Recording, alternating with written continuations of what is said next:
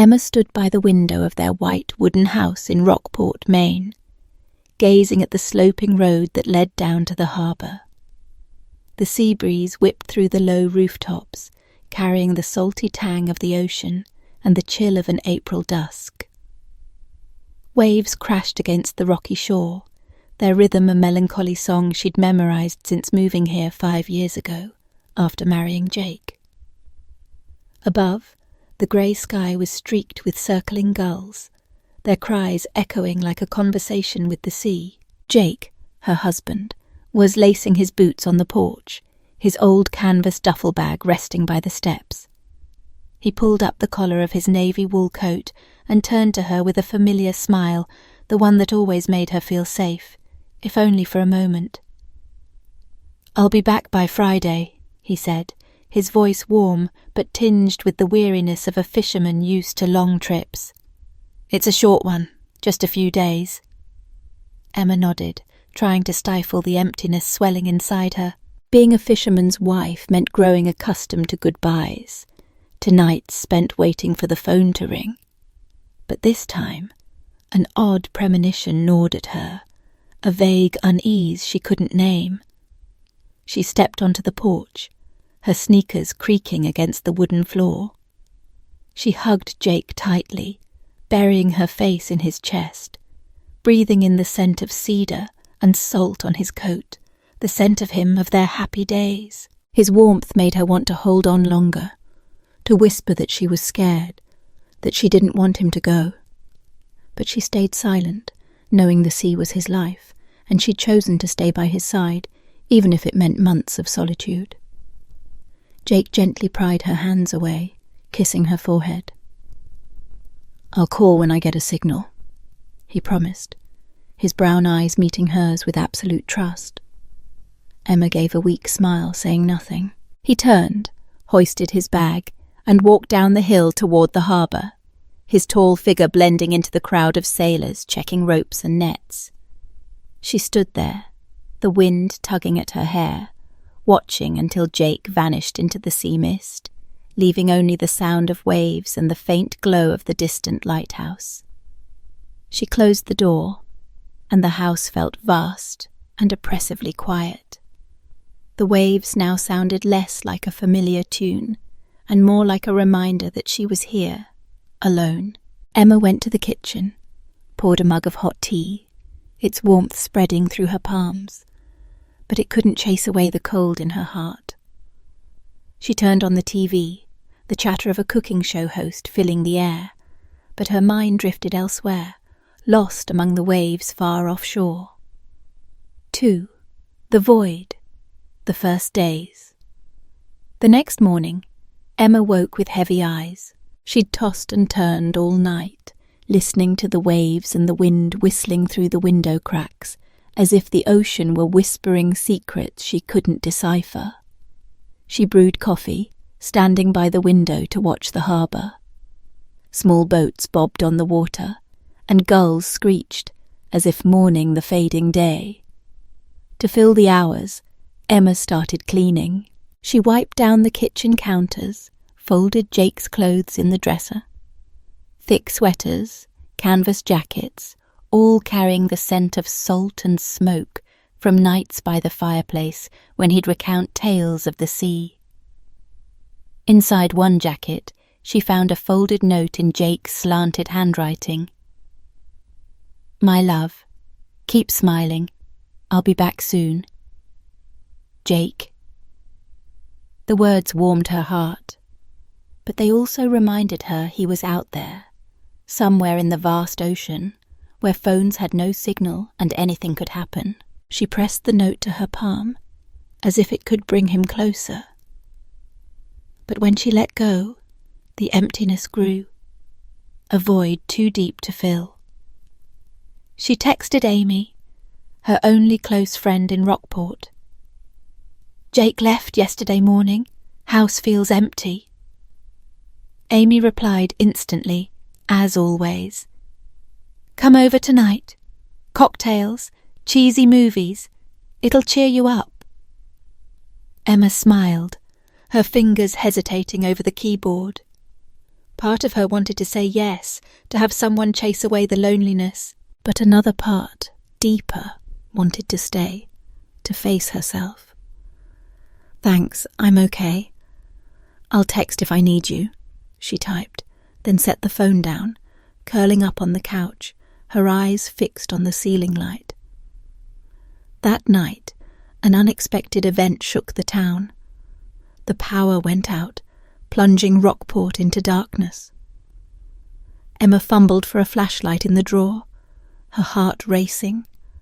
The weak glow of candles she lit danced on the walls, casting eerie shadows. No TV, no radio, just the howling wind and distant waves. She sat on the couch, clutching a wool blanket, the isolation wrapping around her like a fog. In the dark, thoughts she usually avoided crept in. She loved Jake, of that she was certain. But sometimes she wondered, was this life what she truly wanted? The waiting, the lonely nights, was it too high a price for love? She shook her head, trying to banish the thought, but it lingered, a shadow that refused to leave. Power returned the next morning, bringing light and the hum of the town. Emma went to the market, buying fresh lobster and bread from bakers, trying to blend into Rockport's slow rhythm. Neighbours greeted her with kind smiles, but every glance, every jingle of the shop bell reminded her Jake wasn't here. She came home, set the groceries on the counter, and the emptiness surged back, stronger than ever. 3. The friend's arrival. A shift in the wind. On the second night, the doorbell rang past 8 p.m. Emma flinched, nearly dropping her tea mug. Who would come this late? She set the mug down, her heart pounding, and walked to the door. Through the glass she saw Ethan, holding a bottle of red wine, his smile friendly but carrying a depth she couldn't quite place. Ethan was Jake's best friend since high school, the one who'd sailed with him in their reckless youth. Now, he owned a boatyard by the harbour where old fishing vessels were patched up to face the sea again. Tall, with wind-tousled brown hair and green eyes that seemed to hold an untold story, he was a fixture in their lives. "Emma," Ethan said, his voice low and warm. "I just finished a late shift at the yard. Thought you might want some company. Jake said he'd be gone a few days." Emma blinked, surprised but relieved. Ethan's presence was like a warm breeze in the cold house. "Sure, come in," she said, opening the door wider. "It's nice to have someone to talk to." They sat on the couch, the wine bottle opened, the golden lamplight glinting off their glasses. The conversation flowed easily. Ethan talked about a stubborn boat he was fixing, about fishermen grumbling over bills. Emma laughed, sharing her tale of the power outage, how she'd nearly spilled wax on Jake's favourite rug. They chuckled together, and for a moment Emma's loneliness melted away. But then, as Ethan's gaze lingered on her a little too long, as he leaned in to listen to her every word, she felt a shift in the air. It wasn't wrong, not exactly, but it wasn't entirely innocent either. She told herself it was the wine, the comfort of company after long days. But when Ethan asked, "Ever thought about leaving Rockport?" His voice low and deliberate, her pulse quickened. "Maybe once or twice," she replied, keeping her tone steady. "But this is home. I'm used to it." Ethan looked at her, his eyes deep. "Some things keep us here, don't they? Even when we're not sure what they are." A silence settled, heavy and charged. Emma stood, pretending to fetch more crackers, anything to break the invisible tension. When Ethan left, he left the half-empty bottle on the table, and a strange feeling in Emma's chest. She closed the door, telling herself it was just a normal visit, that she was overthinking. But as she lay in bed that night, Ethan's eyes haunted her, like a melody she couldn't stop hearing. 4. Temptation stirs. Repeated encounters. The next morning, Emma tried to reclaim her routine. She went to the small backyard garden, weeding and watering plants, letting the sun and birdsong soothe her mind. But when she returned inside, her phone buzzed. A text from Ethan. "Last night was great." "Last night? Got some cookies from Mabel's mind if I swing by?" Emma stared at the screen, her fingers hovering. She knew she should say no, should keep her distance. But part of her, the part tired of silence, wanted to say yes. "Sure," she texted, then instantly regretted it. Ethan arrived that afternoon, carrying a box of chocolate cookies and a funny story about a client at the boatyard. They sat at the kitchen table, eating and talking. Ethan shared a memory of his younger days with Jake, when they'd been stranded at sea during a small storm. Jake kept singing to drown out the wind, he laughed, and Emma laughed too, but Ethan's gaze unsettled her. It wasn't just friendly, it held an attention she didn't dare name. That weekend, Ethan surprised her with an invitation to the Rockport Seafood Festival, the town's annual celebration of lobster, live music and dancing under harbour lights. Emma hesitated, knowing being with Ethan might not be wise, but the thought of another night alone in the empty house pushed her to agree. "It's just a festival," she told herself, though she knew she was lying. The festival night was electric. The harbour glowed with string lights, the air thick with the scent of grilled lobster and fried clams. A local band played lively violin tunes, and laughter filled the docks. Emma wore a simple blue dress, her hair loose, her flats tapping the wooden boards. Ethan showed up in a white shirt and jeans, his smile both familiar and magnetic. They sat on a bench, eating lobster rolls and sipping craft beer, joking with passers-by. But when the band struck up a slow ballad, Ethan stood, offering his hand. "Dance with me?" he asked, his voice soft but weighted. Emma's heart raced. She wanted to refuse, but his eyes, the golden lights and the gentle melody pulled her up. In that moment, as Ethan's hand rested lightly on her waist, as they swayed to the music, time seemed to stop. The crowd faded, leaving only his gaze, warm and full of unspoken things. Her heart pounded, aware she was too close to a dangerous line. When the song ended, she pulled away, mumbling about being tired. "Thanks, but I should head home," she said, her voice shaky. Ethan didn't stop her, but his look as he walked her to her door said he knew, and he wasn't giving up. Emma stepped into the empty house, closing the door, but the warmth of Ethan's touch lingered on her waist, a reminder of what she was trying to deny. 5. First climax. Confession in the rain. 3 days later, a storm hit Rockport. Rain poured in sheets, wind howling through every crevice, rattling the windows. Emma was struggling with a leak in the porch roof when the doorbell rang. She opened it to find Ethan, his coat soaked, hair plastered to his forehead. "Saw water pooling on your porch," he said, resolute. "Let me help." Emma wanted to say no, but the rain had turned everything to chaos, and she had no choice. Ethan climbed to the attic, fixing loose shingles, while Emma held a flashlight below. In the cramped space, with the storm raging outside, she felt his warmth, though they stood feet apart. When the job was done, they sat in the kitchen, drying their hands.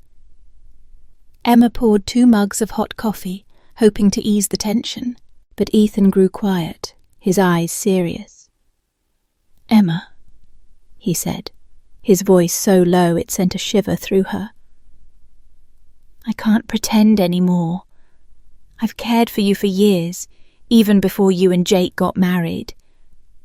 Emma froze. His words were a stone dropped into still water, shattering the barriers she'd built.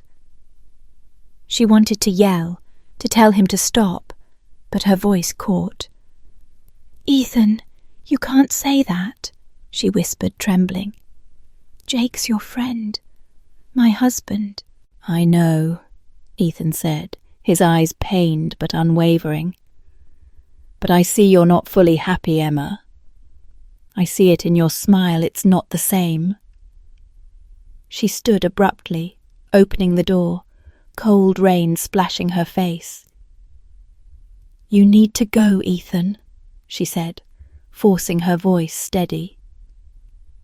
Ethan nodded, stepping into the storm, but his parting glance burned into her memory. She slammed the door, leaning against the wall, her chest tight. That night she texted Amy. "Ethan just said he has feelings for me. I don't know what to do." Amy replied instantly. "Be careful, Emma. Don't let emotions pull you too far. You love Jake, right?" Amy's question cut like a knife. Of course she loved Jake. But why did Ethan's words shake her so deeply? She turned off her phone, sank into bed, but sleep wouldn't come. The rain kept falling, and in her mind, Ethan's face under the rain played on repeat, a sweet nightmare. 6. Inner conflict, shadows and light. The following days, Emma tried to return to normal. She ignored Ethan's texts, threw herself into chores. She dusted bookshelves, rearranged novels, letting the rustle of pages drown out her chaotic thoughts. But one afternoon, while cleaning a drawer, she found an old photo her, Jake, and Ethan laughing on Rockport's beach a decade ago, sunlit and carefree. The image stirred memories, wild summers when they were young, when Ethan was always there, quiet and steady, before she chose Jake, the man with the sea in his soul. Now, staring at the photo, she wondered, what if she'd chosen Ethan? The thought scared her, but she couldn't stop it. She noticed herself waiting for the doorbell, hoping it was him. She stood before the mirror, swapping a worn tee for a sweater, then scolded herself for caring. She loved Jake. She reminded herself daily. But why did her heart race at the thought of Ethan? One evening her phone buzzed. Ethan's text. "I'm sorry about the other night, but I'm not sorry for being honest. I'm here if you need me." Emma's hand trembled. She wanted to delete it, block his number, but instead she set the phone down, her pulse erratic. She sat in the dark, the waves outside echoing her turmoil, wondering who she was becoming. 7. Second climax. Confrontation at the dock. One foggy morning, Emma walked to the harbour to buy fresh fish. She needed air, needed to escape the house of thoughts. As she passed the docks, where boats swayed in the mist, a voice called out, "Emma." She turned to see Ethan, his coat streaked with engine oil, his eyes both gentle and fierce. "We need to talk," he said, resolute. Emma wanted to leave, but her feet wouldn't move. Ethan stepped closer, the air between them thick. "I don't want to ruin your life," he said, his voice low. "But I need to know. If Jake doesn't come back on time, if something happens, who would you choose?" The question hit her like a blow. "How dare you ask that?" she shouted, her voice shaking with anger and fear. She spun away, hurrying toward the dock's edge, but in her haste, she slipped on the wet wood. Ethan lunged, catching her waist, pulling her back before she fell into the water. For a moment, as their breaths mingled in the fog, as his arms held her, a jolt shot through her. She shoved him away, running home, tears mixing with the mist. But she knew, no matter how far she ran, she couldn't escape that feeling, one she didn't dare name, yet couldn't deny. 8. Crisis. News from the sea. 2 days later, Emma's phone buzzed at midnight. A text from Tom, a sailor friend. Jake's boat hit a big storm, lost contact since last night. The world collapsed around her. She called everyone she knew at the harbour, but no one had answers. Fear for Jake stabbed her heart. But guilt surged too. She'd thought of Ethan, let him creep into the spaces Jake left behind. She sat in the living room clutching Jake's coat, searching for his lingering warmth. But fear grew, a wave she couldn't stop. Then the doorbell rang. Ethan stood there, rain-soaked, eyes worried. "I heard about Jake's boat," he said. "I want to be here if you need me." Emma wanted to scream, to blame him for her confusion, but she was too tired, too scared. She let him in, and they sat in silence, the rain pounding the windows. Ethan said nothing, only made her a cup of tea, but his presence didn't calm her. It tangled her more, like standing between two fires, unsure which way to run. Finally she stood, her voice trembling. "Ethan, you have to go. We can't keep doing this." Ethan nodded, his eyes pained but accepting. Before leaving, he left a short letter on the kitchen table. "If you need it, read it," he said, then stepped into the rain. Emma didn't open the letter. She feared what it might say, feared it would push her past the line she was fighting to hold. But it sat there, a dangerous invitation, and she knew she couldn't ignore it forever. 9. Final climax. Choice beneath the harbour lights. The next morning, good news broke through like sunlight. Tom called. Jake was safe. His boat's engine had failed, but it was towed to a nearby port. Emma cried with relief, feeling pulled from the ocean's depths. But as she wiped her tears, she knew things couldn't go back to normal. The past days had changed her, and she needed to end things with Ethan before Jake returned. She opened Ethan's letter, her hands shaking. His slanted words read, "Emma, I won't force you. I know you love Jake, and I respect that. But if you ever felt something, even for a second, tell me. I'll wait, however long it takes." Emma closed her eyes, her heart torn. She loved Jake, no question, but Ethan had awakened a part of her she didn't know existed, a part craving attention, novelty, danger. She couldn't let that part win, couldn't let it destroy what she'd built. She asked Ethan to meet her at the harbour, under the golden string lights along the docks. When she arrived, he was there, the sea breeze ruffling his hair, his eyes holding both hope and pain. "I can't, Ethan," she said, her voice firm but her eyes wet. "I love Jake, and I don't want to be someone who betrays." Ethan looked at her, his gaze saying 1,000 things, but he only nodded. "I understand," he said, his voice low. "But if you change your mind, you know where I am." Then a voice cut through. "Emma?" Emma turned, her heart stopping. Jake stood there, fresh from the docks, his duffel bag slung over his shoulder, his eyes surprised to see her with Ethan. The air froze.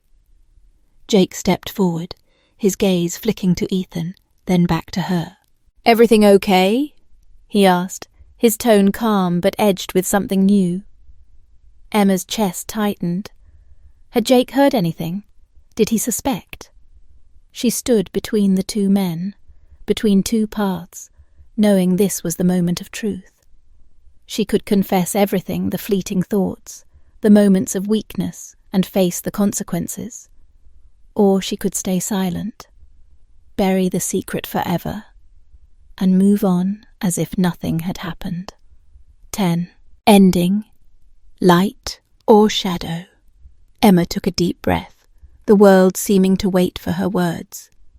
She stepped toward Jake, smiling, though her heart was heavy. "You're back," she said softly, taking his hand. Jake looked at her, his eyes softening, but a flicker of doubt lingered. He hugged her, but as his arms tightened, Emma knew he'd sensed something not clear, but enough to shift things. She glanced back, seeing Ethan walk away, his figure fading into the harbour lights.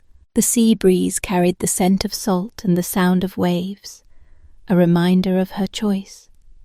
But as she held Jake's hand, heading home, she knew part of her had changed forever.